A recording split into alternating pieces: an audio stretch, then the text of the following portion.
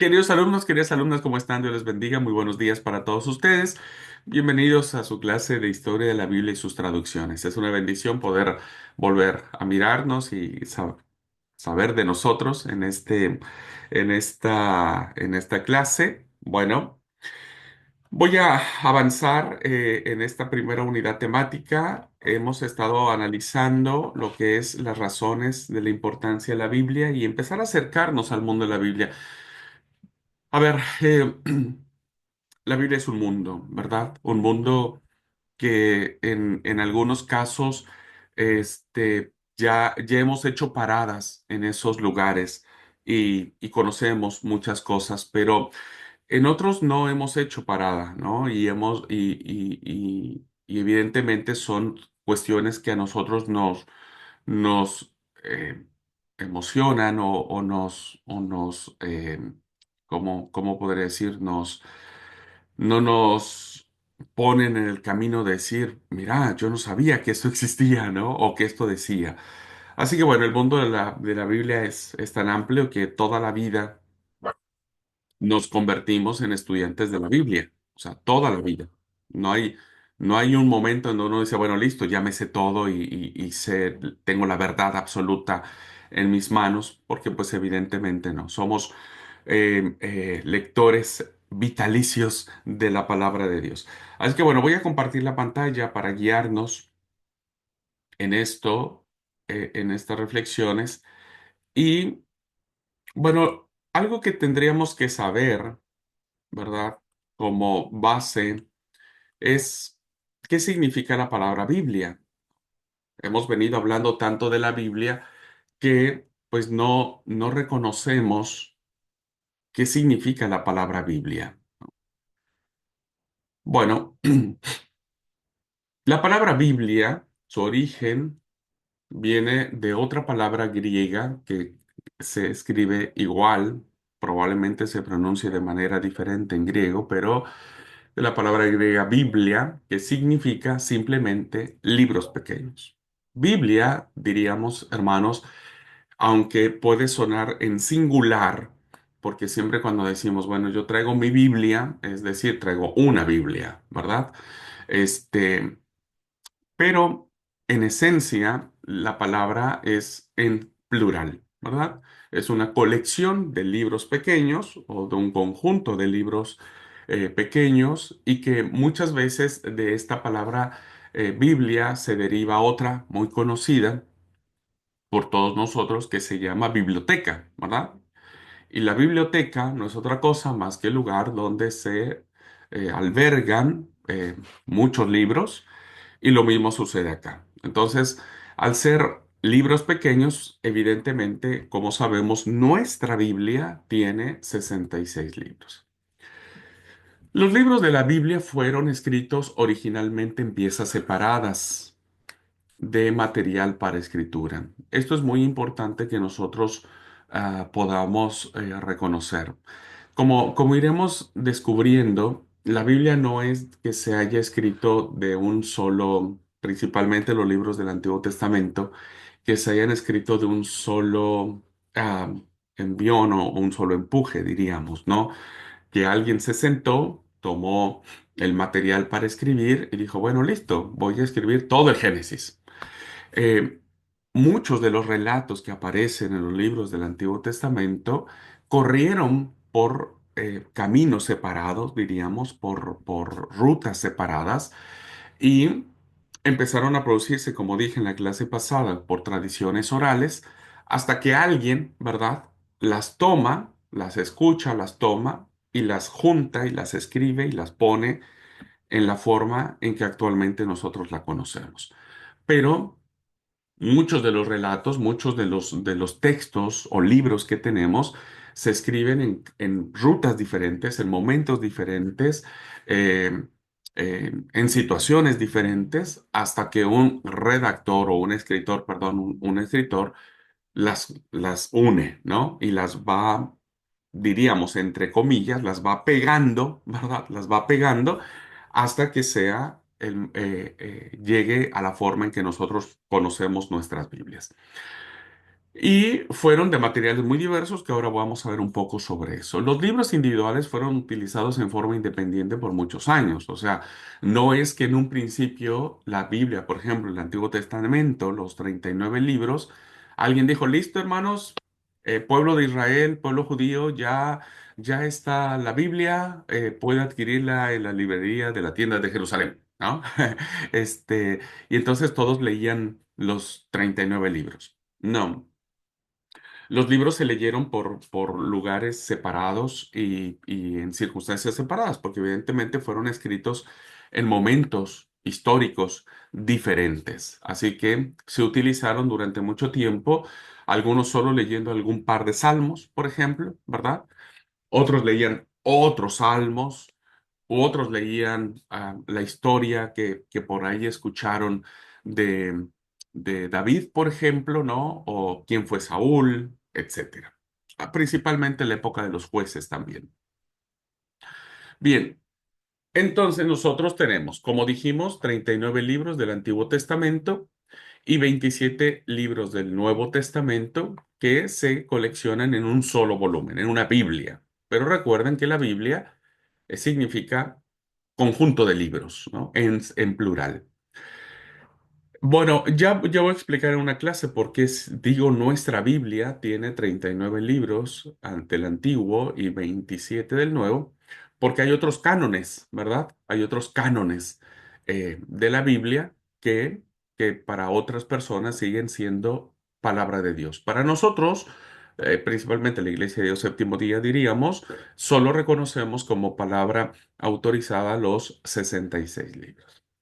Bien, tenemos un tiempo, como dije, alrededor de 1500 años en este proceso de producción, tanto de escribir y coleccionar estos libros de la Biblia. Es sorprendente el tiempo que dura la confección del texto sagrado y más sorprendente es que la unidad temática que contiene la Biblia es una unidad que tiene una coherencia, una lógica, un ritmo, una sinfonía, diríamos, una cadencia maravillosa que es como imposible poder hilvanar, ¿no es cierto?, las cosas que pasaron hace 3000 años, por ejemplo, o 4000 años, y seguirla manteniendo en esa misma idea y en esa misma coherencia literaria, histórica, de fe, sobre todo, ¿no? Cosa que ningún otro libro de la antigüedad se ha sostenido en el tiempo. Entonces creemos que la Biblia es palabra de Dios. Pablo escribió a Timoteo algo interesantísimo. Se cree que fueron algunas de las últimas palabras de Pablo antes de ser decapitado. Y él dice en 2 Timoteo, procura venir pronto a verme. Dice, porque ya estaba en la cárcel, estaba en la etapa final de su juicio ante Roma. Y algo muy interesante que Pablo manda traer son dos cositas, ¿no? La primera es, dice, cuando vengas trae el capote que dejé en Troas. El capote, hermanos, era un tipo de, seguramente era invierno en el momento en que Pablo está prisionero, hace mucho frío y bueno, lo único que necesita es calentarse un poco, ¿no? Y pide diríamos su abrigo, es un tipo de, en algunos lugares le llaman jorongo, en algunos lugares le llaman chal, no sé, algo que se cubre muy abrigador, ¿no? Entonces le pide eso. Y lo otro que le pide son los libros, mayormente los pergaminos. Estas dos adjetivaciones de los artículos que Pablo pide, pues evidente nos hace pensar que son dos cosas diferentes, ¿no? Los libros es como algo genérico que Pablo está pidiendo y después algo muy específico, que en este caso serían los pergaminos. ¿Por qué Pablo pide los pergaminos? ¿Qué serían esos pergaminos que Pablo está pidiendo al final de su vida? Está en la cárcel, está muy pronto a morir, ¿verdad? Pero está pidiendo esta biblioteca, vamos a decirlo en ese sentido.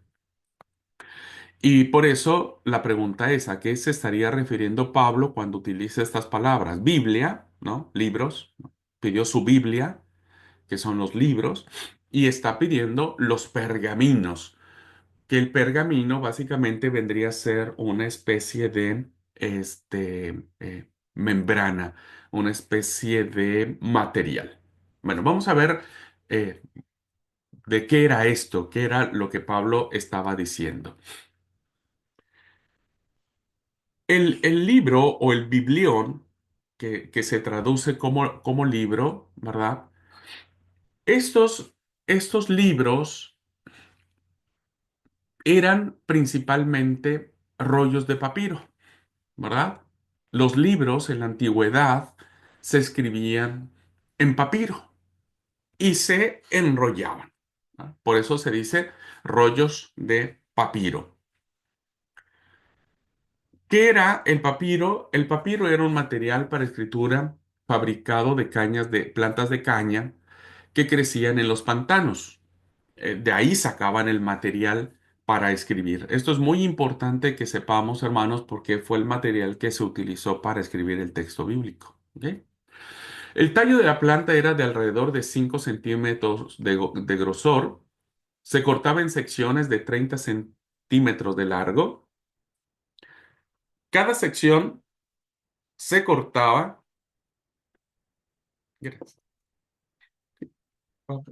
Papel. Cada sección se cortaba a lo largo y de allí se sacaban tiras muy finas.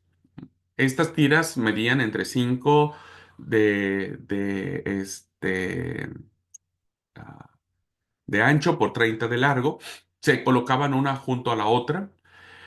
De esa manera se fabricaba una tipo plancha, ¿verdad? Que encima se colocaba otra de manera transversal. Y ahí, evidentemente, se fabricaba este material. Un segundo, hermanos.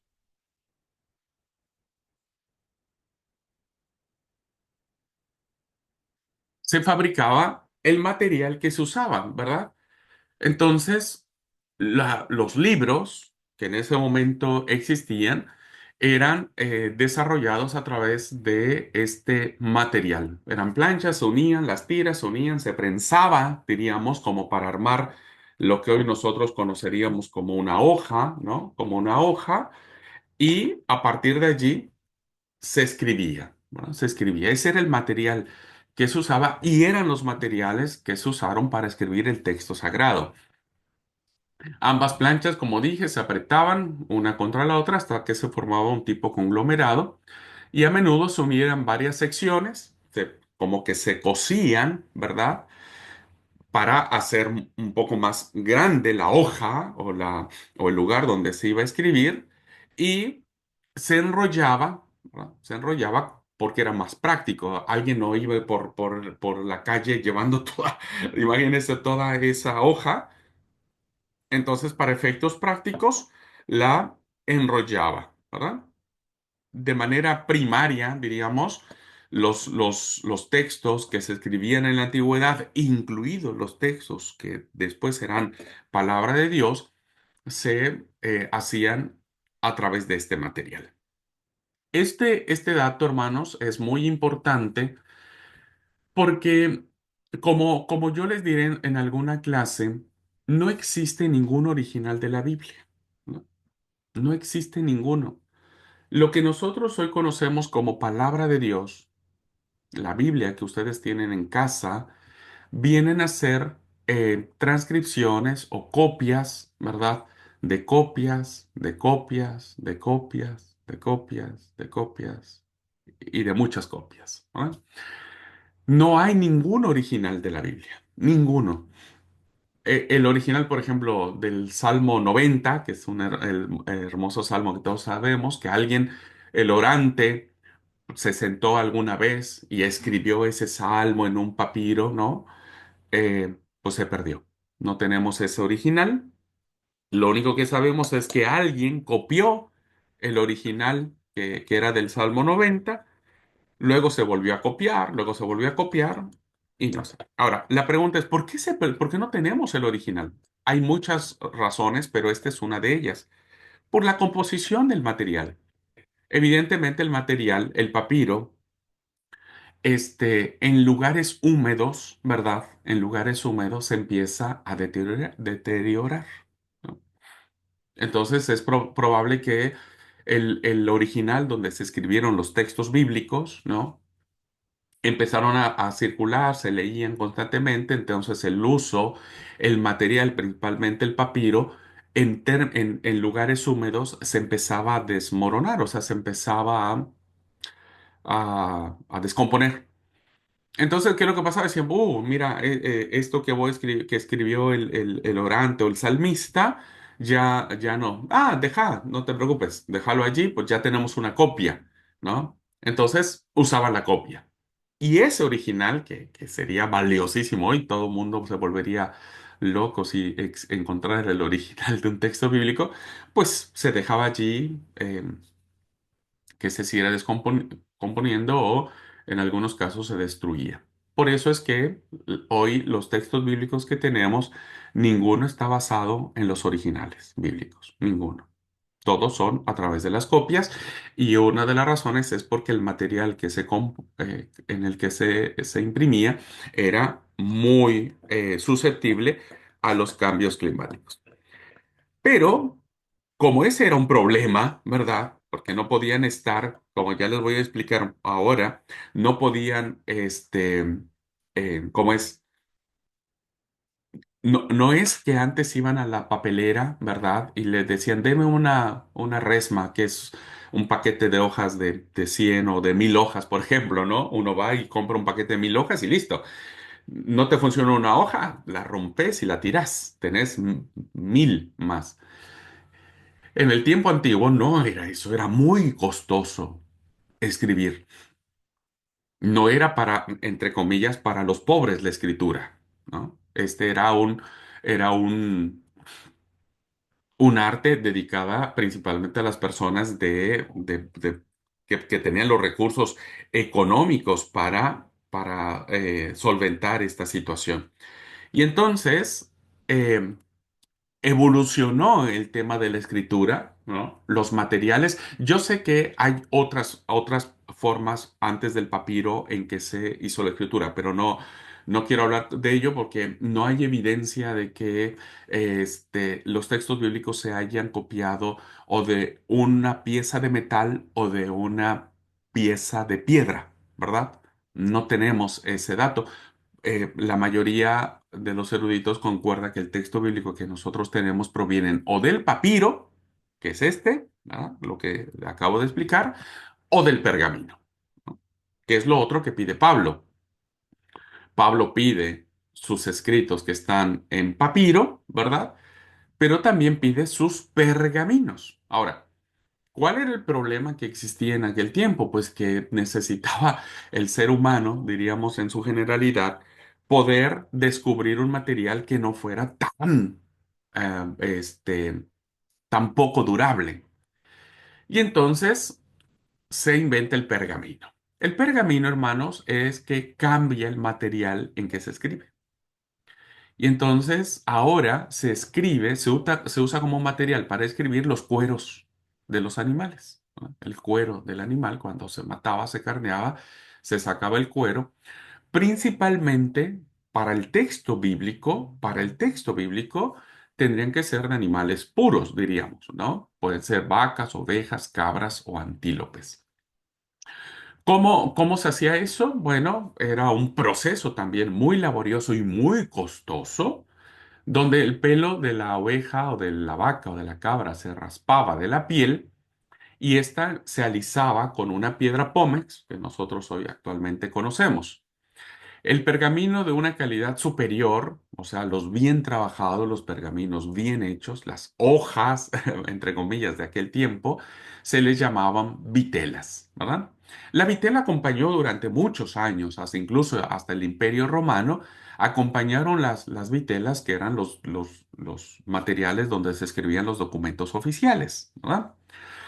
Bueno, a menudo se teñía de un color púrpura oscuro, y se usaban tintas doradas o plateadas para escribir sobre ellos. El nombre pergamino vino de la ciudad de Pérgamo, ¿verdad? Que se ubica en el Asia Menor, donde se producía muchísimo pergamino en el siglo segundo antes de la era. Bueno, mientras que en el centro de la producción del papiro fue la religión del delta del Nilo en Egipto, porque allí es donde se proveían de los materiales de las cañas que se generaban a la orilla del río. Eh, ¿Qué es lo que sucedió? Bueno, que el pergamino, ¿verdad? Era un material de mucho mayor duración, ¿no? Mucho mayor duración. Pues aún con esto, hermanos, tampoco hay pergaminos donde se escribió los originales del texto sagrado. Es muy probable que los escritos del Nuevo Testamento se hayan escrito ya con este material, ¿verdad? Con el pergamino, menos que con el papiro, por las etapas en las que se escriben los textos bíblicos. Así que el pergamino, pues, termina siendo el material más adecuado para esto. Pero era muy costoso, hermanos. ¿Por qué? Porque se necesitaban matar muchos animales para obtener el cuero suficiente para tener la opción, ¿no? Eh, de tener hojas, pues, mucho más largas. Imagínense ustedes, por ejemplo, que cuando se escribe el libro del profeta Isaías, imagínense, el libro del profeta Isaías, uno de los libros más grandes que tenemos en la Biblia, ¿no? Este, este libro del profeta Isaías mide alrededor de 7,5 metros de largo.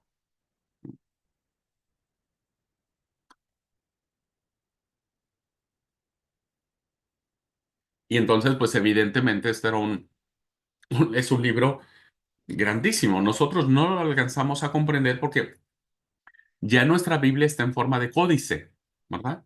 El texto que nosotros tenemos ya está en forma de códice, es decir, está escrito por ambas caras y está escrito a dos columnas. Entonces, no logramos dimensionar la magnitud que tiene. Entonces, imagínese escribir un texto que mide 7,5 metros, los animales que habría que matar, la calidad del texto que tendría que hacerse y evidentemente el costo que esto implicaba.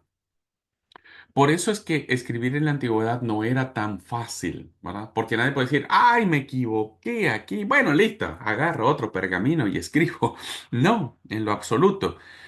Por eso vamos a ver que en algunos textos del Nuevo Testamento principalmente y también del Antiguo, hay momentos en donde uno viene con la lectura bien, con una idea que trae el autor bíblico y después como que algo pasa, ¿viste? Como que, y es probable que alguien haya copiado una copia de otra copia que sea por un error ortográfico que al escriba o al amanuense se le haya pasado. Bien. Estos dos datos son muy importantes porque ustedes han escuchado, por ejemplo, hablar de los rollos, ya vamos a hablar un poquito casi al final de la cursada, hablar de los rollos del Mar Muerto, ¿verdad? O de las famosas cuevas de Qumran, que seguramente ustedes han escuchado. Muchos rollos o pergaminos que se encontraron en las vasijas de cera escondidas en las cuevas de Qumran se encontraron en muy buenas condiciones de lectura, ¿no? Y tenían más de 2,000 años esos textos. La pregunta es, ¿por qué estos textos escritos, algunos en papiro, ¿no? Se conservaron también, pues, por el clima, ¿no? Porque estos fueron escondidos en el desierto egipcio, donde el clima es seco, ¿verdad? No hay humedad. Entonces es seco y al estar en la cueva es muy fresco, guarda muy bien la composición de los materiales y por eso es que pudieron encontrarse en las cuevas de Qumran textos que databan del siglo primero, incluso algunos siglo segundo antes de Cristo, ¿no? Ninguno es original de la Biblia, ya les dije, ¿no? pero que databan de ese tiempo. Bueno, por eso digo, es un mundo fascinante y más o menos les estoy contando esto para que vean cómo empezó a darse el proceso de producción de la Biblia, ¿no? Y el material y las condiciones en las que se escriben es muy importante. Avanzamos. La Biblia tiene tres grandes pilares. El primero de ellos, hermanos, como dije, es la revelación. Esto es importantísimo porque parte de contestar la pregunta, ¿por qué tenemos el texto bíblico? ¿Por qué está? ¿Por qué está la Biblia? ¿Para qué está la Biblia? ¿No? ¿Por qué tendríamos nosotros que leer y aprendernos de memoria 66 libros de la Biblia? Porque en ella nosotros encontramos al Dios revelado. ¿De qué manera nosotros llegamos a conocer a Dios? Por el texto bíblico, ¿no? Como dije, ustedes verán en sus clases de teología que hay otras maneras de revelarse Dios. O sea, Dios no solamente se ha revelado en la palabra escrita, en este libro que tenemos de 66 libros, sino que tiene otras formas de revelar. Pero la Biblia es por excelencia el texto fijado, ¿verdad? Se le llama el texto fijado, es decir, es un texto que ya está escrito y que nadie puede cambiar, diríamos, nadie puede quitar. Ya está escrito y lo que está escrito, pues ya está escrito, ¿no? Entonces, ¿por qué necesitamos la Biblia? Pues primero, hermanos, porque es la forma en que nosotros empezamos a entender y a comprender a Dios desde nuestra mentalidad, ¿no? Es muy difícil entender lo infinito con una mente finita, como la tenemos nosotros, ¿no? Es como, perdóneme la comparación, lo digo ¿cómo se llama? En proporción, eh, que una hormiga trate de conocer qué es un rinoceronte, un elefante, los animales muy, muy grandes, ¿no? La Biblia nos ayuda a conocer a un Dios que a la vez que es trascendente, es decir, como dije, a Dios no lo podemos atrapar, ni en conceptos, ni en credos, ni en formas, ¿no? Porque Dios siempre será un Dios trascendente, es decir, que Él está más allá de todo tiempo y de todo espacio. Dios se mueve en la eternidad, nosotros nos movemos en el tic-tac del reloj, ¿verdad? Dios no. Nosotros nos movemos dentro de una atmósfera, que saliendo de esa atmósfera moriríamos. Dios no, Dios es mucho más que eso. Es un Dios que evidentemente su grandeza, su poder, su señorío, todo lo que Él podría implicar, se escapa a nuestra mente. No, en la mente finita, como dije, no podría entender en su totalidad a la infinitud de Dios. ¿Cómo sabemos esto? Pues porque el texto bíblico nos acerca lo suficiente, lo plenamente suficiente para que cada uno de nosotros conozca a Dios. Pero a la vez de que es un Dios que no podemos atrapar con nuestras cosmovisiones, curiosamente o paradójicamente es un Dios muy cercano, ¿no?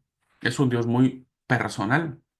Es decir, Él es soberano, Él es creador todopoderoso, a quien el universo entero debe su existencia. Este universo que es fascinantísimo, me encanta saber todo lo que es el tema del universo y del cosmos, hermanos. Me encantan esos documentales y esas cosas que aparecen en Facebook, ¿no? De los hoyos negros, de los incontables mundos de las galaxias. Y yo me quedo asombradísimo que el mundo nuestro es no sé si es un granito de arena en la inmensidad del mar, pero es el Dios poderoso que tiene en su mano millones de vías lácteas, millones de constelaciones, etcétera. Sin embargo, como dije, es el Dios quien por gracia condesciende para relacionarse con nosotros, los seres humanos, a quien él mismo formó a su propia imagen. No es el Dios pagano, no es el Dios de otras culturas que está enojado con sus criaturas, no es el Dios que manda castigos a sus criaturas porque se han portado mal,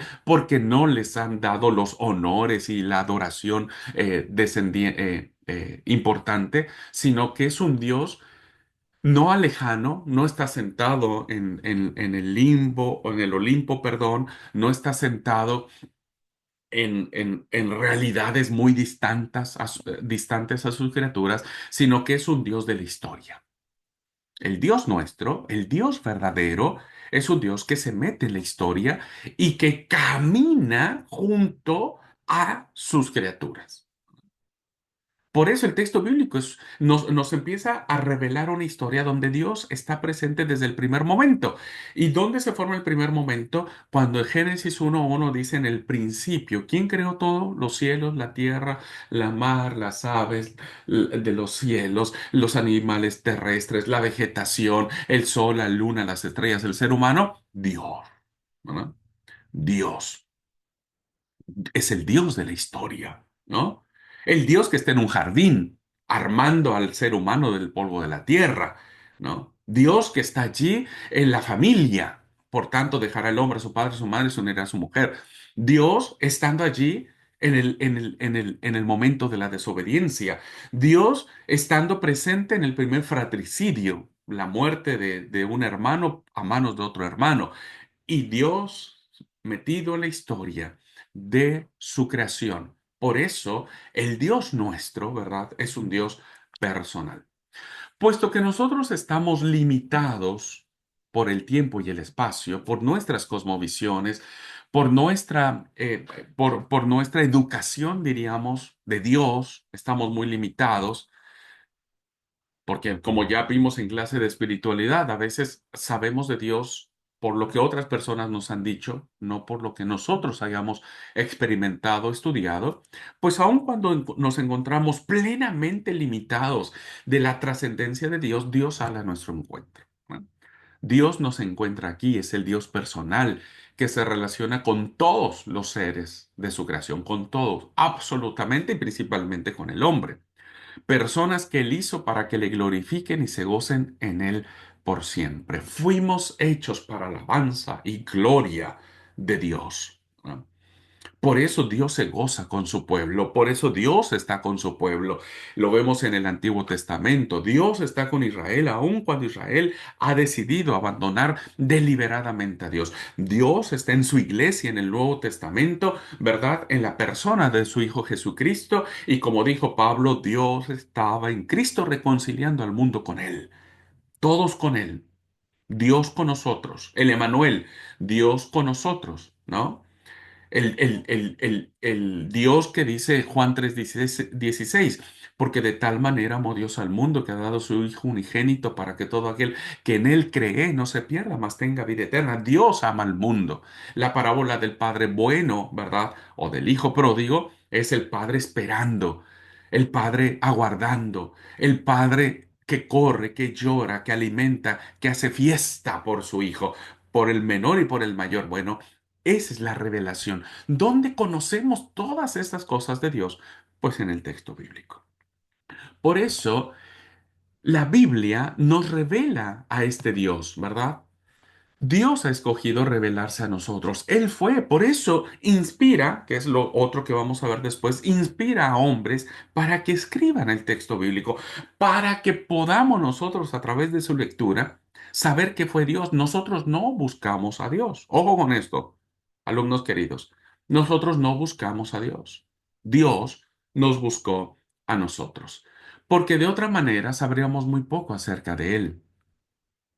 No sabríamos nada de él. ¿Por qué sabemos que Dios es amor? Pues porque la carta de Juan nos lo dice. ¿Por qué sabemos que Dios es clemente, misericordioso, fiel, bondadoso y justo? Porque el libro del Éxodo nos lo dice, ¿no? ¿Por qué creemos que hay un Dios que envió a su Hijo a morir por nosotros? Porque los evangelios, Mateo, Marco, Lucas y Juan, nos lo dicen, ¿no? Entonces, la Biblia se revela, es el medio por el cual Dios se va a revelar. El propósito principal de la Biblia no es de que nosotros podamos pelearnos con todo mundo y demostrar que sabemos y que tenemos la mejor interpretación del mundo. Imagínese que Dios haya pensado en algún, dice, yo voy a escribir la Biblia como para que alguien se crea poseedor de la verdad y entonces diga, miren, yo sé la verdad y puedo demostrársela a cualquiera. No. Dios no tuvo este propósito para escribir su texto o su revelación, lo tuvo principalmente para que los hombres nos acerquemos a Él. La existencia de Dios Y el poder de Dios, queridos alumnos, están revelados en la creación. En este orden magnífico, vemos claramente en el Génesis 1 un Dios que con el poder de su palabra crea todo. Hay una, diríamos, perdón la palabra, hay una fiesta cósmica, ¿verdad? De revolución donde Dios usa el poder de su palabra. Y entonces hace un orden maravilloso. Desafortunadamente, como sabemos, ese orden fue profundamente manchado por la rebelión humana y por sus consecuencias. Los textos que aparecen ahí, que ustedes pueden después, un segundito, hermanos. Los textos que aparecen allí, que ustedes pueden saber, bueno, se dan cuenta que se distorsionó la imagen de Dios, ¿no? La imagen de sus criaturas. Y solo voy a leer como ejemplo, Romanos, capítulo 8, versículo del 19 al 22. Dice el apóstol Pablo, pues toda la creación espera con anhelo el día futuro en que Dios revelará quiénes son sus hijos. Contra su propia voluntad, toda la creación quedó sujeta a la maldición de Dios. Sin embargo, con gran esperanza, la creación espera el día en que será liberada de la muerte y la descomposición, y se unirá a la gloria de los hijos de Dios. Pues sabemos que hasta el día de hoy toda la creación gime de angustia como si tuviera dolores de parto. El pecado, como ya ustedes verán en alguna de sus clases, trajo profundas y graves consecuencias. No solo en la creación, porque quedó manchada, el Señor le dijo al hombre, a la mujer primero le dijo, con dolor parirás a tus hijos, ¿verdad? Y serás deleite de tu esposo. Pero al hombre le dijo también, con el sudor de tu frente, trabajarás y comerás y demás. Así que espinos y cardos te producirá la tierra porque por la causa del pecado ha sido maldita. Bueno, hubo una distorsión del cosmos, no fue quitada la gloria de Dios bajo ninguna circunstancia. El pecado no es más, no tiene mayor poder que la gloria de Dios, solo que se distorsiona. Nosotros seguimos teniendo la imagen de Dios, ¿verdad? Aun cuando estamos bajo el pecado, seguimos teniendo la imagen de Dios. Está distorsionada, pero la seguimos teniendo. Que algún día, en la revelación de Jesucristo, cuando venga por segunda vez, entonces seremos transformados de manera plena. Que es lo que le decía, ¿no? También es cierto que en la conciencia humana está reflejada una débil imagen de los atributos morales de Dios, ¿no? Este pecado que hay en nosotros, este, pues entró la muerte, entró el pecado, vivimos las consecuencias del pecado porque, bueno, hasta la fecha todos han muerto. Y la muerte es un recordatorio, ¿no? Del pecado que hay en nosotros, pero, como dije, la imagen está solo distorsionada, ¿verdad? Está como cuando ustedes, antes, me acuerdo que las televisiones que teníamos hace muchos años, cuando le prendías al televisor, tenía que calentar el bulbo, ¿no? Los bulbos, el televisor y la imagen empezaba a verse así hasta que el bulbo calentaba o le pegábamos a la tele. Ahí realmente la imagen se veía. Bueno, eso pasa con nosotros. Vamos a ver algunas formas en que Dios se ha revelado en el Antiguo Testamento. Las voy a mencionar, ustedes ya las conocen, ¿verdad? Pero para que veamos solo algunos ejemplos de cómo el texto bíblico nos revela a Dios. Lo vemos, por ejemplo, en el huerto del Edén, todavía que los había hecho a la imagen y semejanza.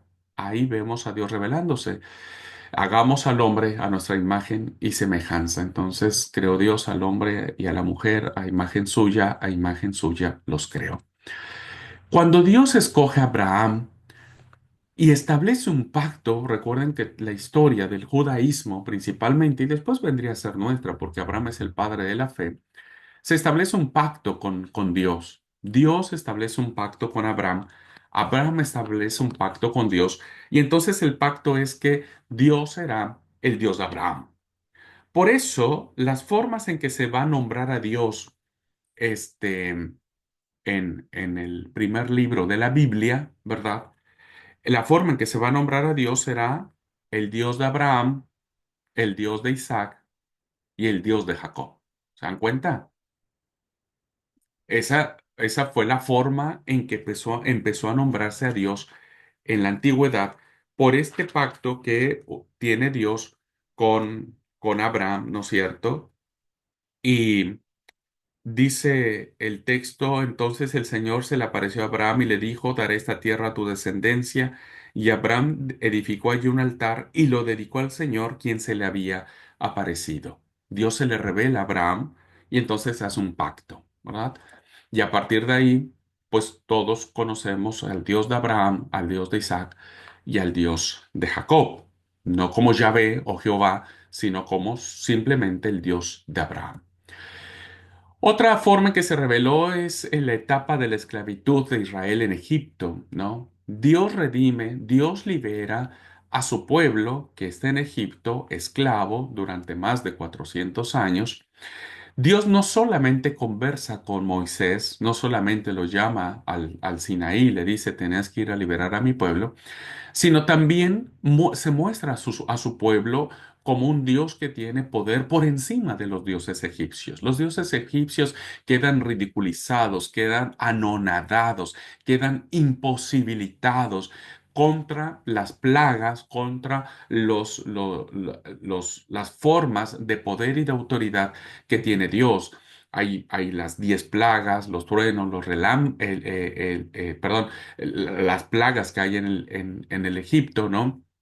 Las moscas, los piojos, el granizo, la oscuridad, etcétera. Pero también cuando Dios se revela a su pueblo en el Sinaí, hay toda una teofanía, hay todo un, un, un, un espectáculo, diríamos, de despliegue de poder. El monte tiembla, humea, hay fuego, hay ruido, hay un montón de cosas, ¿no? En donde Dios establece sus manifestaciones extraordinarias de poder, ¿verdad? Gracias, Dani, por preguntar. Yo dije ahorita una palabra que ustedes la van a conocer porque esta palabra va a acompañar mucho al texto bíblico. En el texto bíblico hay muchas teofanías. Las teofanías no es otra cosa más que las revelaciones gloriosas de Dios, revelaciones sobrenaturales de Dios, ¿verdad?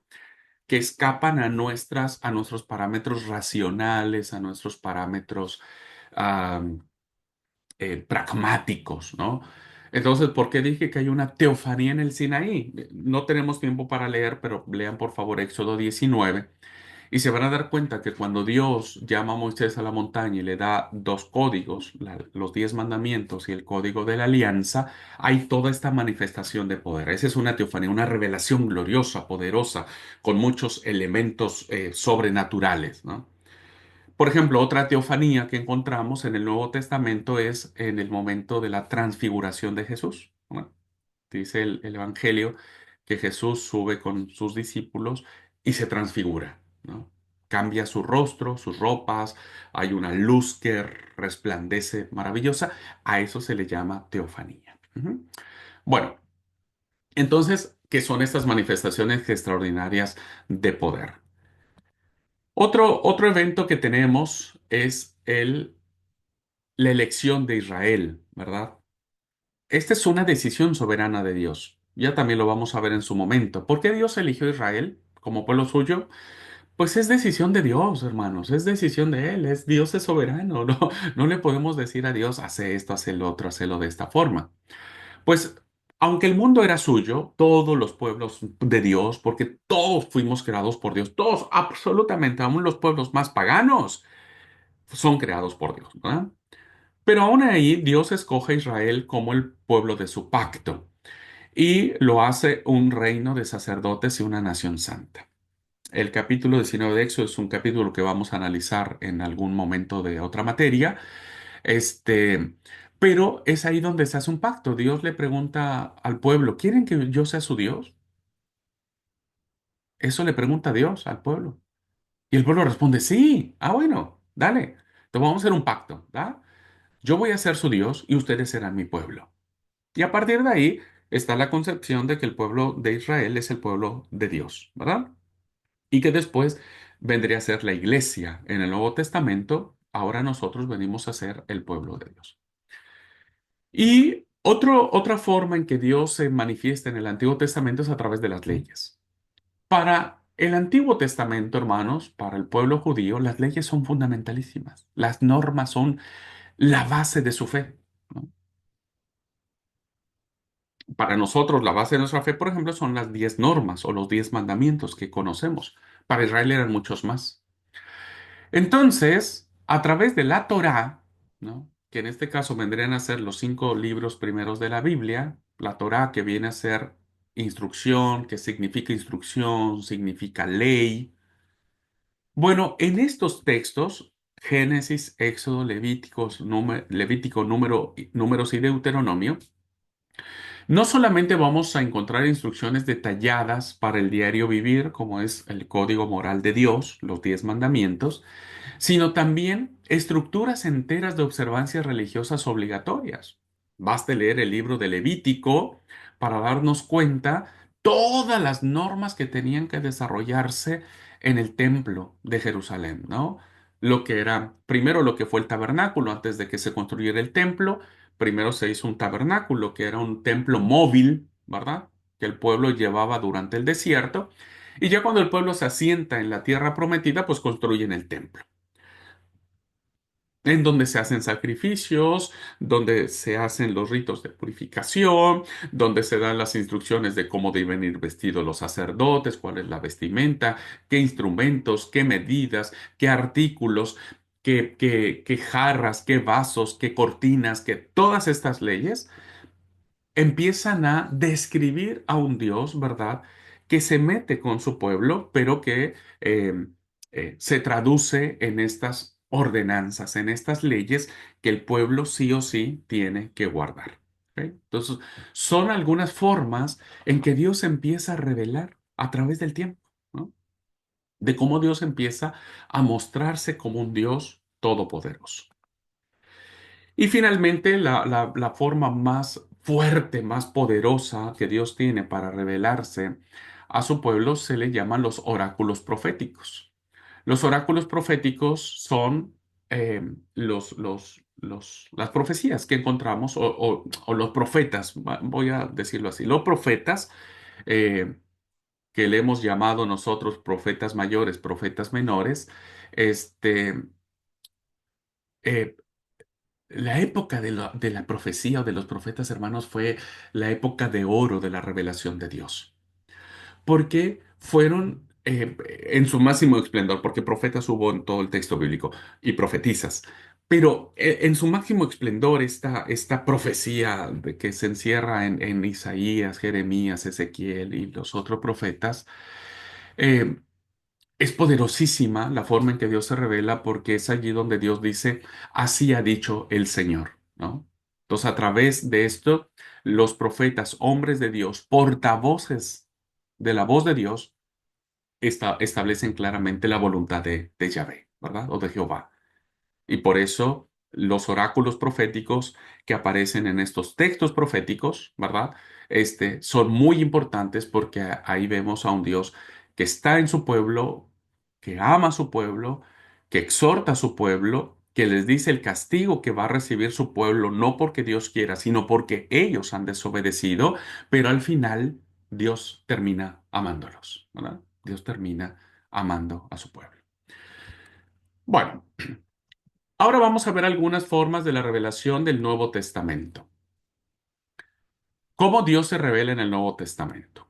Los escritores del Nuevo Testamento están convencidos, todos los autores de los 27 libros están convencidos de la autorrevelación de Dios. Dios se ha autorrevelado, Dios ha querido él solito revelarse y trazar un plan de salvación, trazar una salida de escape a esta condición de muerte que entró por la desobediencia del pecado. Y la forma que tiene Dios para revelarse de manera total, plena, auténtica, es a través de la persona de su Hijo, de Jesucristo, el Hijo de Dios. Y eso así lo entendieron los autores bíblicos. Mire, el que escribió el libro de Hebreos dice, en el pasado Dios había revelado por los profetas. Pero en estos últimos días, Dios se ha, fíjense, revelado, se ha dado a conocer de manera suprema y finalmente por medio de su Hijo. Entonces, el autor de la carta a los Hebreos sabe plenamente que la revelación total y completa de Dios, el Padre, es a través de Jesucristo. Las cartas de Pablo en Corintios, Colosenses, Hebreos, dice claramente que Jesús, el Hijo, es la imagen perfecta del Padre, porque el Hijo no es creado, el Hijo es engendrado del Padre y por lo tanto tiene su misma naturaleza y su misma eternidad. Pablo en Colosenses dice que en Cristo habita toda la plenitud de Dios. O sea, Jesús es plenamente Dios. No hay nada, ni un resquicio de oscuridad por parte de Dios. Y finalmente, el Evangelio de Juan nos habla acerca de la encarnación, ¿no? Dice que Él es la encarnación de la autoexpresión de Dios. Él es el verbo de Dios que se hizo carne, ¿no? Juan dice claramente, y vimos su gloria, gloria como la del unigénito del Padre, lleno de gracia y de verdad, porque habitó entre nosotros. Bueno, habitó entre nosotros, se encarnó en nosotros. Entonces, a través de estos textos del Nuevo Testamento, vemos claramente la forma en que el Nuevo Testamento coincide con el Antiguo de decir Dios es el Dios de la historia. Dios se metió en la historia y la mejor manera que hizo es venir a la historia, ¿verdad? Meterse a la historia a través de nuestro Señor Jesucristo. Esta revelación, queridos alumnos, centrada en el Hijo, se encuentra no solo en la persona de Jesús, sino también en sus hechos, en sus palabras, en sus enseñanzas, ¿no? Por eso es que el Nuevo Testamento, perdón, va a basarse en las enseñanzas de Jesús. Desde Mateo hasta Apocalipsis, queridos hermanos, no es otra cosa más que el desmenuzamiento de las enseñanzas que el Señor Jesucristo vino a decirnos cuando Él estuvo en la tierra. Sus hechos fueron poderosos, sus palabras fueron poderosas. Los evangelios sinópticos, que es Mateo, Marcos y Lucas, nos dicen que Jesús hacía tres cosas: sanaba, enseñaba y predicaba. ¿No? Sanaba, enseñaba y predicaba. Este era el ministerio de Jesús. Y con base en esta triada de cosas que el Señor hacía, es como se asienta todo el Nuevo Testamento. Bueno, Dios también revela y efectúa el plan divino de la redención, no solo en las enseñanzas, prédicas y sanidades de Jesús, ya les dije las tres cosas: enseña, predica y sana, pero el evento magnífico, el evento que pone la cereza a la torta, diríamos, ¿no? El momento en el que culmina toda revelación de Dios es en la cruz del Calvario y en la resurrección del Señor Jesucristo, ¿no? Así que todo el Nuevo Testamento estará centrado en la cruz y en la resurrección. Así que algo muy interesante, hermanos, que nos tiene que mover como un dato muy importante sobre este pilar en el que se basa la Biblia. ¿Por qué vos te acercas a la Biblia? Yo les dije en la clase pasada, la tarea es que revisen cuáles son sus motivaciones que tienen para acercarse al texto bíblico. La motivación mejor y mayor, diríamos, es encontrar a Dios, en el Dios que se ha revelado, ¿verdad? No para llenar nuestra mente de conocimiento, no para sentirnos orgullosos de que tenemos la verdad, sino conocer al Señor, ¿verdad? Porque Dios se ha revelado, tanto Él como su Hijo Jesucristo. Ahora, ¿qué diferencia podríamos encontrar en estas dos palabritas? Revelación y autorrevelación. Lo que se debe enfatizar es que una comprensión genuinamente cristiana de la Biblia, una comprensión, un acercamiento honesto, genuino de la Biblia, va a presuponer encontrar al Dios de la Biblia, ¿no? No a nuestro Dios, no al que nosotros queremos formar. Todos de alguna manera somos tentados a formar nuestro propio Dios, ¿no? Que tiene sus propias normas. Y eso sucede en todas las denominaciones, hermanos, ¿verdad? Cada uno, incluso nosotros mismos ahora podemos ser 5, 15 alumnos en la clase y cada uno tiene una concepción diferente de Dios, porque a veces hemos construido un Dios diferente. Entonces la idea es acercarnos a la Biblia para encontrar al Dios de la Biblia. Un Dios que se da a conocer en una variedad de formas, de maneras, de circunstancias, para que los seres humanos puedan saber el propósito por el cual fuimos creados, ¿no? Fuimos creados para conocer, amar y adorar a Dios, para gloria suya, para alabanza de su nombre, para deleitarse de tal manera en esa relación que Dios sea exaltado, que Dios sea glorificado. Ese es el propósito de la Biblia, su revelación.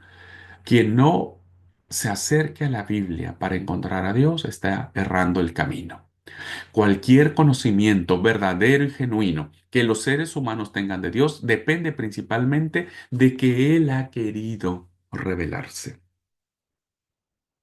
¿Qué esa es la diferencia de la revelación? Dios pudo haberse revelado como tal vez los dioses de la antigüedad en las culturas paganas se revelaban a sus propias criaturas, supuestamente, ¿no? Las culturas sumerias, los hititas, los egipcios, los babilonios, todas esas culturas que desarrollaron sus propios dioses, evidentemente de alguna manera se revelaban a sus adoradores, diríamos, ¿no? A través de ritos, de adivinación principalmente, de los ritos de adivinación, pues ese dios se revelaba. Y a veces obligaban a esos dioses a revelarse, ¿no? Como diciendo, bueno, necesitamos que nos digas qué pasó. Bueno, a diferencia de eso, ¿no? Lo que separa al Dios verdadero es que Él ha querido revelarse. No sé si logran ver la diferencia. No es lo mismo decir yo me voy a revelar a mis criaturas, a decir yo me quiero revelar, yo me quiero dar a conocer, ¿no? Es algo distinto, porque tal vez revelarse podría ser como diciendo, bueno, tengo que darme a conocer a quien yo hice. Pero es muy distinto cuando alguien quiere hacerlo, porque ya hay un compromiso, ¿verdad? Ya hay un compromiso. Entonces, en castellano, revelación puede entenderse en forma activa o pasiva. Es decir, ya sea como la actividad con que Dios se revela, porque sus obras hechas de por sí ya de manera natural revelan a Dios, sus obras, su creación, todo cuanto vemos, ¿verdad? O como la sustancia que se da a conocer de dicha manifestación, como lo concreto, lo real, los hechos históricos, ¿verdad? En el que Dios se ha dado a conocer. Cuando la expresión se refiere a la autorrevelación de Dios, véanse, hay dos cositas interesantísimas, que es lo que le decía. Revelarse es decir, bueno, vemos a Dios a través de su creación, sí, por supuesto. Pero cuando hablamos de autorrevelación, es decir, el sentido activo, en sentido activo, se ve a Dios dándose a conocer por palabras, ¿ah? Por palabras, por el texto fijo, por lo que hoy nosotros, gracias a Dios, tenemos en nuestras manos llamado Biblia. En tanto, en sentido pasivo, apunta a las palabras mismas, toda vez que ellas constituyen el mensaje que Dios ha querido entregar. Es decir, cuando Dios se autorrevela, no es decir, bueno, lean el capítulo 1 versículo 20, sino es entiendan, descúbranme en el capítulo 1 versículo 20, porque yo me he dado a conocer, yo he querido, yo fui quien tomó la iniciativa, yo fui, porque siempre ha sido Dios, hermanos, siempre ha sido Dios. Dios es el que ha tomado toda iniciativa de este sentido. ¿Ok? Así que creo firmemente que cuando nosotros nos encontramos en esta revelación, Dios ya se dio a conocer. Pero cuando hablamos de una autorrevelación, es decir, Dios mismo quiere darse a conocer, ya encierra en sí mismo este compromiso de amor, este compromiso. La primera carta de Juan en el Nuevo Testamento dirá, no es que nosotros le hayamos amado primero a Él, sino que Él nos amó primero a nosotros, porque se dio a conocer a través de su Hijo Jesucristo. ¿No? Entonces las palabras mismas cobran sentido. pero un sentido de conocer y de revelar, de conocer la revelación automática, plena y total de Dios. ¿Ok? Bueno, ¿alguna duda, alguna pregunta sobre este tema, hermanos? Este es el pilar, hermanos. Este es el pilar de, de la Biblia. Vuelvo a repetir, este es el origen, este es el propósito fundamental del texto bíblico, ¿no? Por eso lamento mucho que muchos cristianos sigamos sin amar el texto bíblico, sigamos queriendo conocer la Biblia solo por conocer, porque queremos defender un punto de vista, una doctrina, que no digo que esté mal, está bien, hay que conocer. Pero antes de eso, antes de cualquier otra cosa, nosotros tenemos que aprender a conocer al Dios de la Biblia, ¿no? Porque Él ha querido revelarse, encontrarle sentido. Por eso le digo a todos mis alumnos, no lean la Biblia como si fueran recetas de cocina.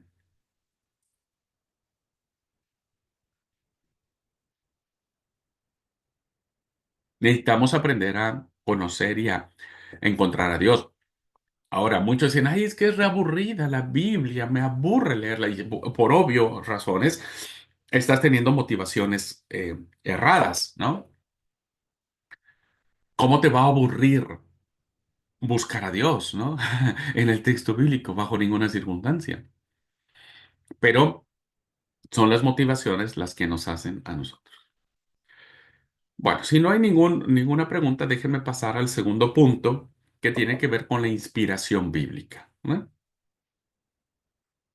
La inspiración. Segundo pilar. Ya vimos el primero y es fundamentalísimo. Ahora, ¿cómo sabemos? ¿Por qué sabemos que lo que estamos leyendo es una palabra sobrenatural, palabra divina, palabra sagrada? ¿Cómo sabemos que este libro, ¿no es cierto?, viene de Dios?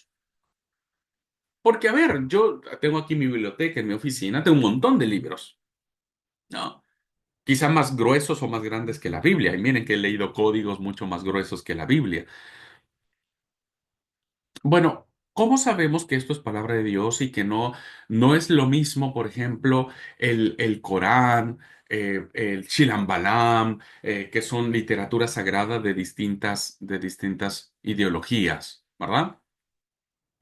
¿Y cómo sabemos que estos 66 libros, esta Biblia, esta colección de libros pequeños, pues es palabra de Dios? Bueno, por la doctrina de la inspiración, ¿verdad?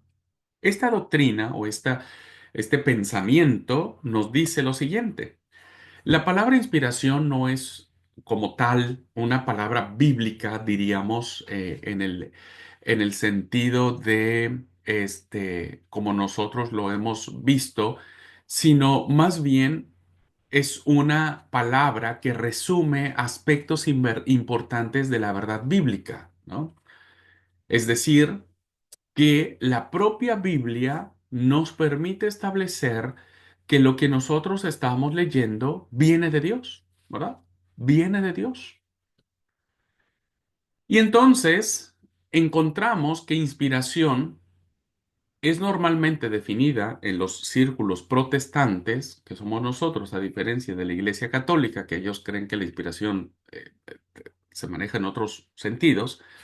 Pero nosotros, los protestantes, diríamos, hemos entendido que la inspiración es la obra sobrenatural, que ya hablar de sobrenatural evidentemente escapa a nuestros paradigmas racionales, ¿verdad? Pero bueno, es la obra sobrenatural del Espíritu Santo de Dios sobre los autores humanos de la Escritura.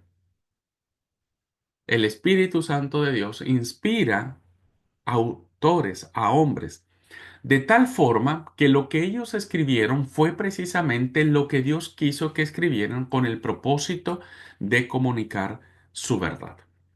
Entonces, la doctrina de la inspiración, hermanos, a nosotros nos da la confianza y la certeza de que Dios fue quien puso en el corazón de los autores bíblicos el escribir lo que hoy nosotros llamamos texto sagrado.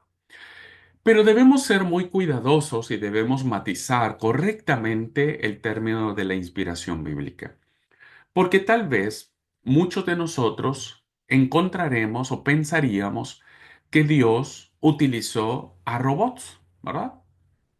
Que Dios, o Dios escribió en el cielo el libro de Génesis, por ejemplo, ¿verdad? Y ya de alguna manera se lo dio al autor y le dijo, mira, ya aquí está el libro de Génesis, listo, eh, ya está.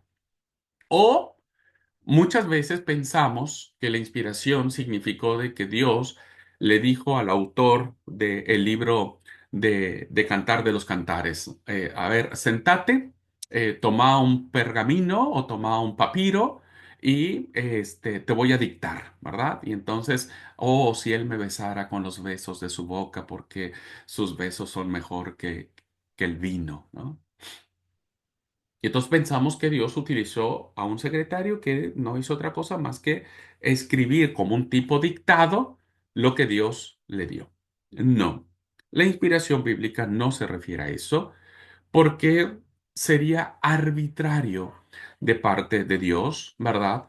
Utilizar de manera, eh, este, ¿cómo es? De manera manipuladora o abusiva eh, la libertad que ha dado al ser humano, ¿verdad? Porque los seres humanos somos libres, ¿no? Eso es el regalo maravilloso de la creación. Entonces, ¿de qué trata la inspiración? La inspiración trata, hermanos, de que Dios respetó la personalidad de cada autor de la Biblia. Entonces, por eso vamos a ver que hay textos de la Biblia no más inspirados, perdón, no, dije mal. Textos de la Biblia mucho más profundos, diríamos, muy bien escritos, tanto en hebreo como en griego. Y habrá textos muy tranqui, muy del vulgo, muy del pueblo, de la cotidianeidad, que no vamos a tener ningún problema para poder entender, ¿no? ¿Por qué sucede eso? Porque los autores bíblicos que Dios se inspira, esta obra sobrenatural que tiene el Espíritu Santo sobre estos personajes, ¿verdad? Algunos son criados en las cortes, ¿no? Es decir, que tienen una preparación, como el profeta Isaías, es un profeta que se mueve en las cortes, se mueve en las esferas, diríamos nosotros, en la crema innata de la sociedad judía, ¿verdad? Entonces el profeta Isaías tiene un entorno aristocrático muy fuerte desde su niñez, o sea, Isaías se crió en cuna de oro, diríamos. Pero no así, por ejemplo, el profeta Amós, ¿no? Este, que era boyero, que se dedicaba a la chacra, al campo, ¿no? Que no sabemos si fue a la escuela, si cursó alguna carrera universitaria. Era una persona del campo, ¿no? Hay profetas que son personas del campo, personas humildes en cuanto a su instrucción. Y sus profecías van a revelar su personalidad, ¿verdad? Van a revelar su personalidad. No es lo mismo Pablo, ¿verdad? Que escribe siendo un hombre aristocrático en todos los sentidos, a un Pedro que era un pescador, ¿no? Que era los escritos, cuando uno los compara, pues son diferentes. Entonces, debemos saber, hermanos, que cuando Dios se inspira a estos hombres, respeta su personalidad, ¿verdad? Por eso incluso vamos a ver algunos errores en el texto bíblico, no de forma, no, perdón, no de fondo, sino de forma, ¿verdad? De forma. Y vamos a ver cómo el texto bíblico va a reflejar, fíjense lo que dije, ¿eh? El texto bíblico de Génesis hasta Apocalipsis va a reflejar al ser humano a través de la inspiración. Y esto es maravillosísimo, ¿verdad? Porque entonces no nos vamos a tener a la literalidad del texto, sino nos vamos a tener a ver la riqueza que el texto nos presenta a través de sus autores, ¿no? De sus autores bíblicos. Bien, vamos a ver algunas cositas sobre la inspiración. La definición que hablamos, que les dije ahora, habla tanto, fíjense, de la acción de Dios a través del Espíritu, y esa acción se va a plasmar en el autor humano y entonces va a salir un resultado. Es como una ecuación. Dios inspira al autor bíblico. No sabemos cómo, algunas veces es por sueños, ¿verdad? Dios se revela en el profeta a través de un sueño y él escribe el sueño, ¿verdad? A veces, seguramente el autor siente algo en su mente, en su corazón y empieza a escribir. A veces podría ser a través de un trance, ¿no? Que pueda tener el profeta o los escritores bíblicos, como vemos que estos fenómenos se dan en los libros de los reyes.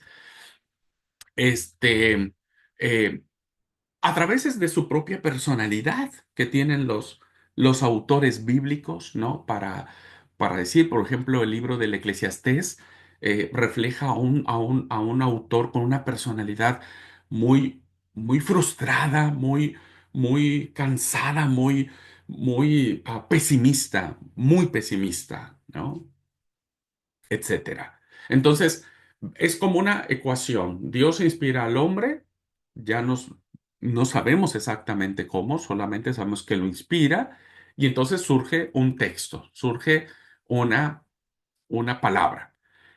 Este texto en estas cuatro traducciones, hermanos, nos lo dice, ¿verdad? He elegido estas traducciones. La Reina Valera 60, la Nueva Traducción Viviente, la Nueva Versión Internacional y la Biblia de Jerusalén en Segunda de Pedro. El pasaje es el mismo, Segunda de Pedro 1 del 20 al 21.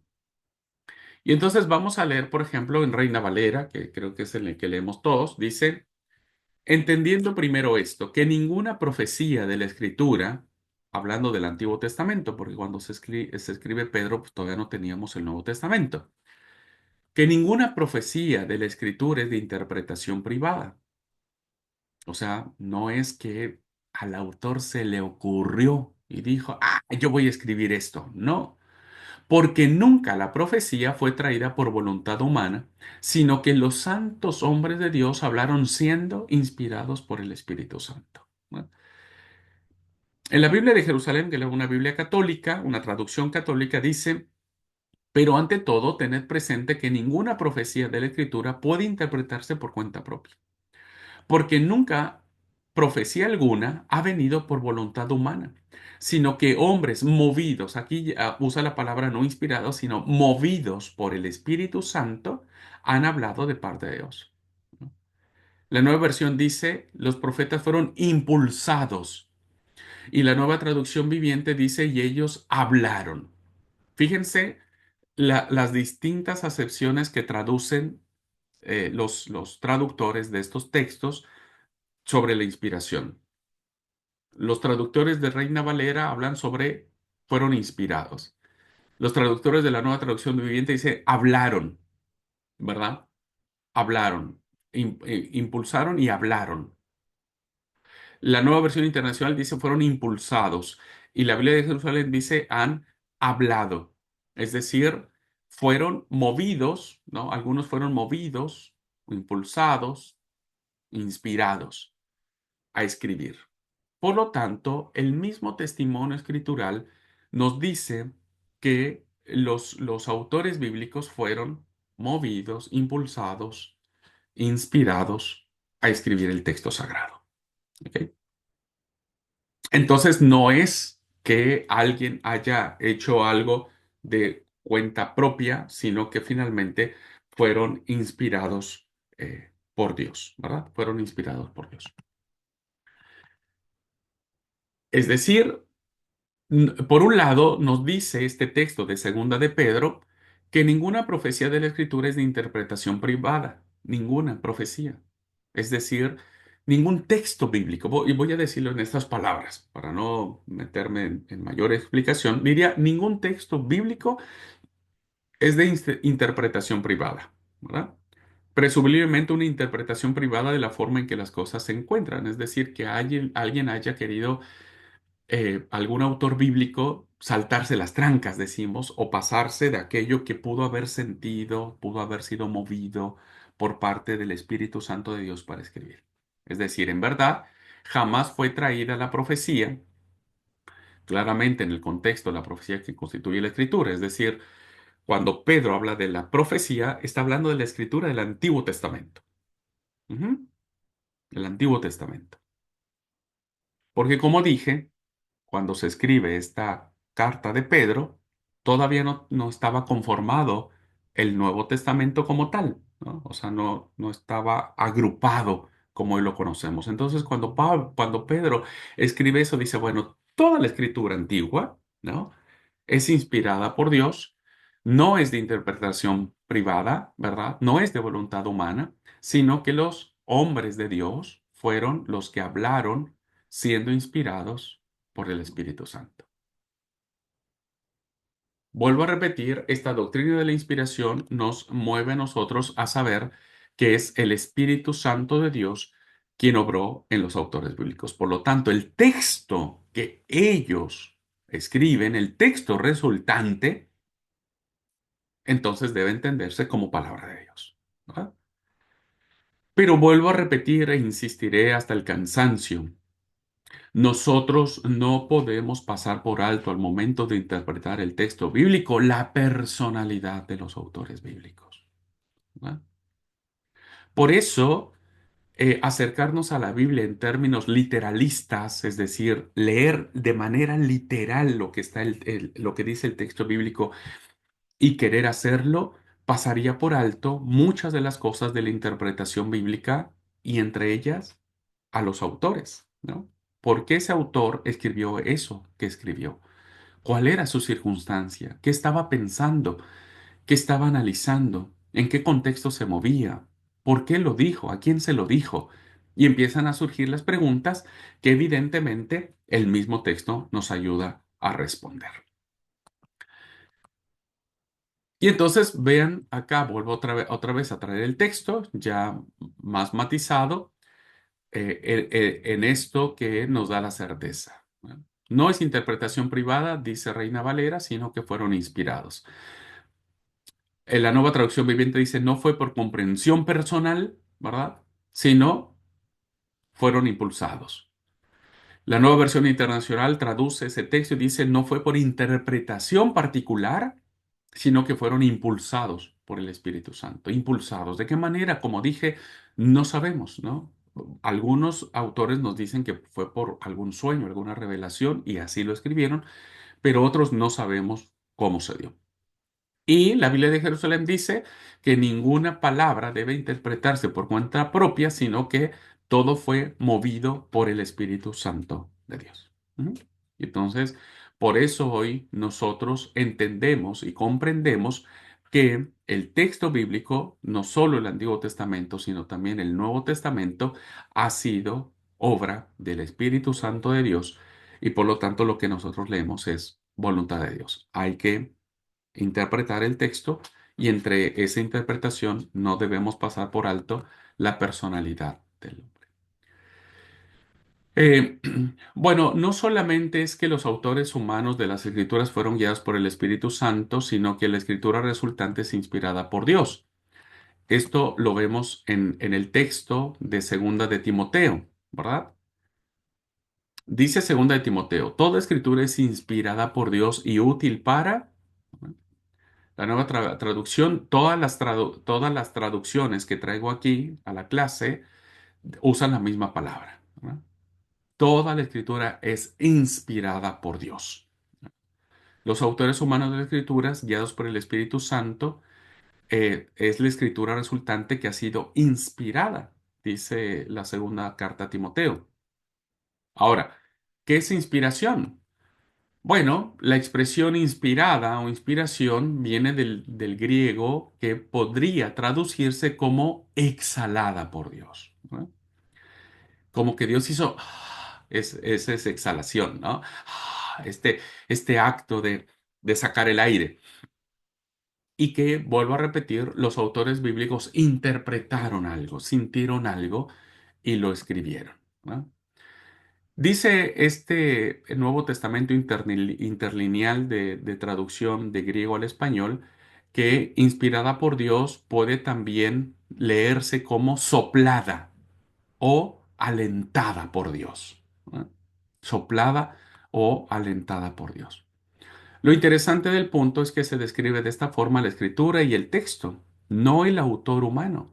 Es decir, ¿qué fue exhalada por Dios? La escritura, el texto resultante. ¿verdad? Porque dice, toda escritura es inspirada por Dios, la escritura. Evidentemente, esto nos hace reflejar que Dios respeta la personalidad de los hombres, de los autores bíblicos, con sus pecados, con sus taras, con sus deficiencias, con sus altibajos, con todo aquello que representa la realidad humana, porque ninguno de los autores bíblicos fue extraterrestre. Todos los autores bíblicos, todos absolutamente, están como nosotros bajo la condición de la maldición del pecado. Entonces, la inspiración de Dios viene a ser sobre el texto resultante. Por eso es muy importante entender, hermanos, que Dios respeta la personalidad del autor bíblico, pero el autor bíblico no fue un santo, no fue un hombre extraterrestre, es un hombre con sus miedos, con sus frustraciones, con sus fracasos. Baste ver a Jeremías, ¿no es cierto? Baste ver a Job, al autor del libro de Job. En fin, los autores bíblicos, ¿no? Son hombres de Dios, evidentemente, pero que tienen la naturaleza que nosotros tenemos. Ujú. Así que, si usamos alternativamente el término inspirado junto con el hecho que los autores humanos fueron guiados por el Espíritu Santo, entonces los autores de las Escrituras también fueron inspirados, pero en este sentido, ¿verdad? En ese caso, el diseño de la definición incluye tanto la obra del Espíritu Santo en el autor humano como en el resultado. Es decir, que el ser humano, el autor, que tiene toda su impronta porque murieron, porque, o sea, ninguno fue perfecto, porque el único que ha sido perfecto es Jesucristo. Entonces, evidentemente eran hombres de Dios, movidos por el Señor y que fueron usados, ¿verdad? En ese momento. Por ejemplo, si nosotros leemos la profecía de Abdías, es una profecía muy chiquitita, pero no sabemos después del profeta Abdías, no sabemos quién fue, cómo fue su vida antes, después, no sabemos los errores que cometió cuando era joven, cuando estaba casado, sus fracasos, no lo sabemos. Lo que sabemos que en ese momento, cuando él siente la inspiración de Dios para escribir la profecía que aparece en su libro llamado Abdías, pues fue movido por el Espíritu Santo, fue lleno del Espíritu de Dios y entonces él escribió esta escritura. ¿Ok? Así que voy a dejar aquí la clase para después terminar con algunas reflexiones más sobre la inspiración. Lo que quiero que ustedes vayan analizando, hermanos queridos, es, no somos fanáticos religiosos, ¿verdad? De creer en este libro por un fanatismo, sino porque estamos plenamente convencidos de que este obrar del Espíritu Santo en los autores que dio como resultado un texto bíblico, ¿verdad? Ahora se constituye nuestra norma de fe, de conducta, pero lo más importante, se constituye en el libro de los libros que nos permite conocer a Dios, porque Dios ha querido autorrevelarse, ¿verdad? Entonces la inspiración bíblica nos va a decir que esto que está escrito es palabra del Señor y que tenemos que estudiarlo con toda humildad, con toda buena disposición y sobre todo para discernir y descifrar la voluntad de Dios en nuestras vidas. Ujú. Bueno. No sé, hermanos, sé que es un tanto denso, podría sonar un tanto denso este tema. No sé si, si pude ser claro o los mareé. Este, por favor, si tienen alguna pregunta, alguna duda, algún comentario, por favor, pueden hacerlo. Dani, sí, adelante. Hermano, aparte de la Biblia, ¿hay algún otro libro o alguna otra fuente que ratifique que la Biblia es inspirada por Dios? Dani, querido, yo te escucho muy, muy despacito, hermano. Perdón. Ok. Preguntar, hermano, que si aparte de la Biblia, ¿hay alguna otra fuente, otro libro que ratifique que la Biblia es inspirada por Dios? aparte de estos textos que nosotros tenemos, ¿verdad? No hay una fuente extra bíblica que le dé autoridad a la Biblia. Realmente su autoridad proviene de ella misma, ¿verdad? Proviene de ella misma. No podríamos nosotros atenernos a otra literatura alterna para decir, en este otro libro que no aparece en la Biblia, por ejemplo, nos dice que sí, lo que se escribe ahí es palabra de Dios, porque entonces le daríamos mayor autoridad a ese libro, como diciendo, mira, como dijo ese libro, pues sí, es palabra de Dios. Porque en nuestro entendimiento basado en la inspiración bíblica, la Biblia es el único libro que está por encima de cualquier otro libro. Entonces, puede haber otros libros que tomen como referencia la Biblia o que digan que la Biblia sí es palabra de Dios y demás, pero serán libros que son solamente referenciales, no autoritativos, para este sentido, no autoritativos. El único que es autoritativo es el texto mismo. Y entonces, lo que vamos a mirar, aparte de estos dos textos que vimos de Pedro y de Timoteo, vamos a ver, ustedes se van a dar cuenta cómo se dio todo este proceso de conformación. ¿Y en qué momento, escuchen bien, en qué momento el pueblo o la iglesia reconoce que esto es palabra de Dios? Pero eso lo vamos a ver en su momento, ¿no? Tiene un proceso, por eso la materia es historia de la Biblia. Tiene una historia maravillosísima, ¿no? Pero contestando a tu pregunta, Dani, no, al menos no en término autoritativo. Bueno, ¿alguna otra pregunta? ¿Ya? Cintia dice, en la Biblia menciona un libro de... A ver, vamos a ver. No me acuerdo, dice. Ay, pero un libro de qué, Cintia, no. Los rollos de Melquisedec, Melquisedec. Los rollos de Melquisedec. porque mi abuela siempre me contaba que habían otros libros que ella, cuando leía la Biblia, decía, debe haber otros libros más porque mencionaba en una parte de la Biblia, ahora yo no me acuerdo en qué parte, que decía que en los rollos de Melquisedec estaba escrito tal cosa. Ya, Por eso, ya, ya, ya, ya, ya, ya entendí. Sí, sí, sí, sí hay otros libros. Sí, sí hay otros libros. Pero yo no quiero meterme a eso ahora. Tenemos, por ejemplo, el libro de Yacer. El libro de Yacer. O el libro del justo. Pero no me quiero meter en eso ahora porque eso lo voy a explicar en su momento. ¿Ok? Así que, pero vuelvo a repetir, son libros que mencionan la Biblia, pero no existen. Por lo tanto, no es palabra de Dios. No existe, no hay ninguno de esos libros actualmente. Pero ya sí, vamos a hablar sobre esos libros, Cintia. Bueno, pues si no hay ninguna pregunta, igual, reflexión en la clase. Todavía tenemos un pedacito más para ver la próxima clase y vamos avanzando. ¿Ok? Bueno, nos vemos el jueves, el jueves a la misma hora. Dios les bendiga, cuídense mucho, bendiciones, lindo día.